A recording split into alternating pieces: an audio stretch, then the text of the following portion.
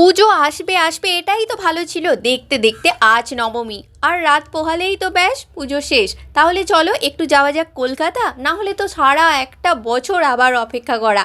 কলকাতার ঠাকুর না দেখলে কি করে হয়। তাই আমরা প্রথমেই চলে এলাম হাজরায়। এত সুন্দর একটা প্যান্ডেল দেখে চোখ এবং মন দুটোই ভরে গেল। এই প্যান্ডেলটার থিম ছিল দৃষ্টিকোণ। সত্যি বলতে কি, এত সুন্দর প্যান্ডেল দেখে একটা প্যান্ডেল দেখলেই কিন্তু মন ভরে যায়। ওই যে দূরে দেখা যায় আরেকটি প্যান্ডেল, এখানে এসেও মনটা ভরে গেল। হচ্ছে মায়ের আরতি।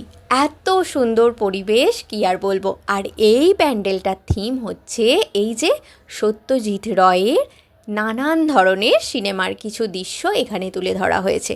কখনো গুপি গাইন বাঘা বাইন, তো কখনো চারুলতার ঘর, আরও অনেক কিছু। আর এই প্যান্ডেলটা হয়েছে পুরোটা বাঁশ দিয়ে তৈরি এবং বাঁশের নানান জিনিস দিয়ে। তারপর তো আছে একটু খাওয়া দাওয়া। ঠাকুর দেখবো আর খাওয়া দাওয়া হবে না তা কি করে হয়। ঘোরাঘুরি মাস্ট, খাওয়া দাওয়াও মাস্ট। আবার আসি এই প্রতিমাটি দেখে সত্যি চোখটাও জুড়িয়ে গেল।